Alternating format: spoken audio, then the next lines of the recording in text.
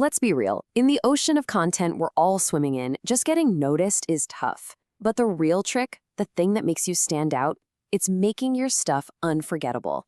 So we're going to dive into exactly that. How do you create something that doesn't just get a click, but actually sticks in someone's brain? I mean, this is the big question, right? For anyone trying to share an idea today, it's not just about getting views, it's about making an actual impact.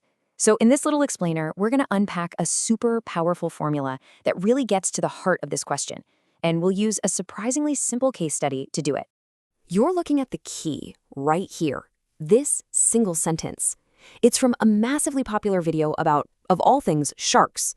Now, it looks so simple, right? Almost like a throwaway line, but I'm telling you, this phrase is an absolute masterclass in how to design content. It's a hook that's so powerful, it basically dares you to look away. But why does it work so well? Well, the power behind that sentence isn't some kind of secret marketing voodoo, it's pure psychology. It's a very deliberate, super effective technique that taps directly into the way our brains are hardwired to work. It all comes down to this thing called the curiosity gap. You can think of it like a mental itch. When you hear a hook like, fact number 3 changes everything, your brain immediately goes, wait, what's fact number 3? It opens up this gap between what you know and what you need to know. And our brains, they just can't stand leaving that itch unscratched. We have to find out. And here's the really crucial part. At that moment, you're not just passively watching anymore. Nope. You are now on a mission. You're invested. You need to get that payoff. That one little sentence transforms you from a casual browser into an active participant. And that, right there, is the first and most important step to making your content stick.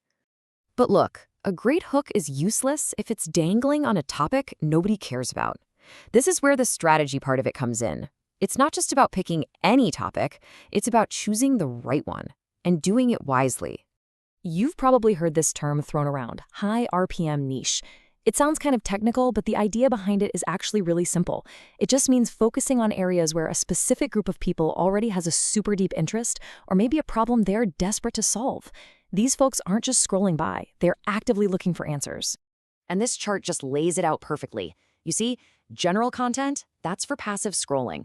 But niche content, that hits a specific nerve, it solves a real problem, and that's what drives active engagement. That shark video wasn't really just about sharks. It tapped into our deep-seated fascination with power, with survival, with hidden knowledge. All the hallmarks of these really juicy, high RPM niches. So what does that actually look like?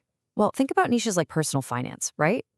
It taps into our need for security, helping us understand complex things like the wealth gap. Or what about the psychology of self-improvement? Stuff like exploring the mindset of quiet people. That speaks to our desire to understand ourselves better. Even a deep dive ancient Rome documentary fits here. It promises a mindset shift, a richer understanding of history and power. They all have that specific high-value audience. Okay, so you've got your killer hook and you've picked a high-value topic. Now what?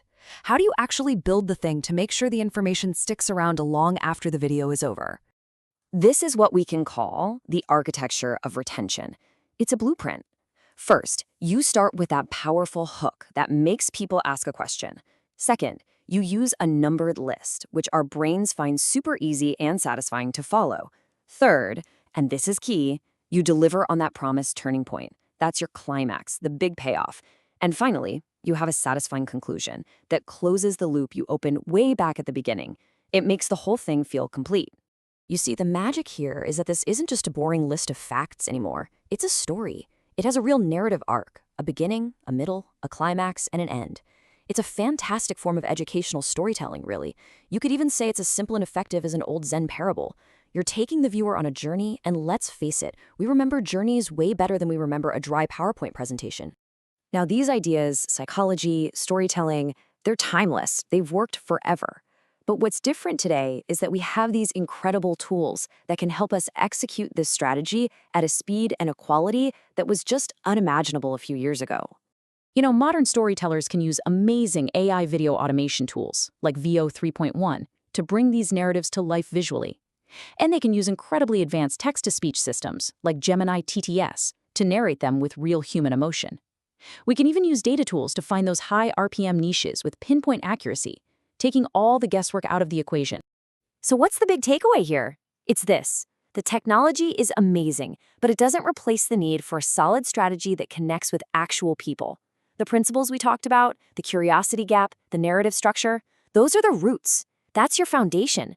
The tools, they're the rocket fuel that helps your great idea take off. So, as we wrap this up, the real question for you isn't just, what cool new tool can I use? It's what fundamental human curiosity will I tap into? Because when you combine that timeless psychological hook with a topic that people are genuinely hungry to understand, you're not just making content anymore. You're crafting an experience, and experiences are unforgettable.